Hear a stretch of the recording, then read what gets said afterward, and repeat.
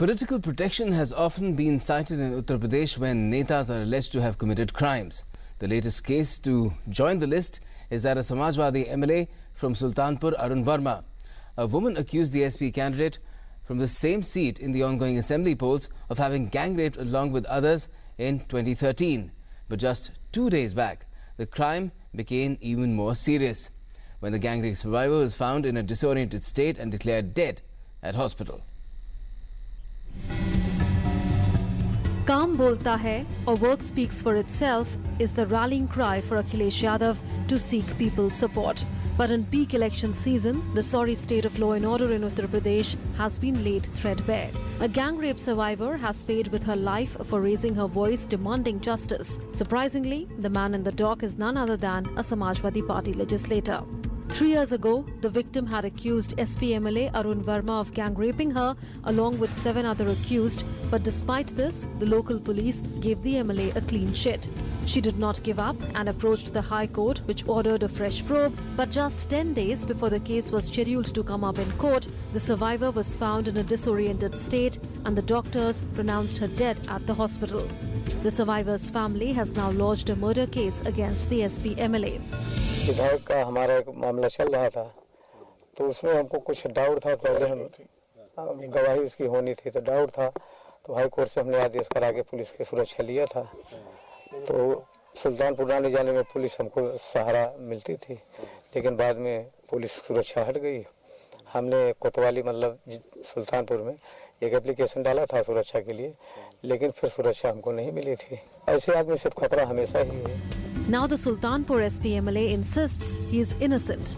Chief Minister Akhilesh Yadav evades direct questions raised by political rivals and the media. ये तो एक हमारे खिलाफ साजिश है, राजनीतिक षड्यंत्र है। और रही बात इस तरह की घटना है, मैं तो चाहता हूँ कि इसकी निष्पक्ष जांच और सीबीआई जांच इसकी होनी चाहिए। जो दोषी हो उसको उसकी सजा मिलनी चाहिए। मैं ये कहता हूँ निष्पक्ष कार्रवाई होगी और किसी को भी किसी संस्था से अगर जांच कराने के लिए भी मांग करते हैं तो सरकार उसके लिए जांच कराएगी। अखिलेश यादव के रहते हुए किसी को न्याय मिले ये बिल्कुल संभावना नहीं है, क्योंकि अखिलेश यादव ने हमेशा से बलात्कारियों को, भूमाफिया को, शराब माफिया को, खनन माफिया को बढ़ावा दिया है और संरक्षण देने का काम किया है। Law and order in UP is not being questioned just in election season. There has always been a question mark over it. Several SP ministers and leaders have dubious track record on women's safety and other gender issues. From Bulandshahr to Sultanpur, UP has time and again proved to be land of gang rapes. 11% of crimes against women nationwide are committed in Uttar Pradesh. 36,000 crimes against women were registered in UP in 2015.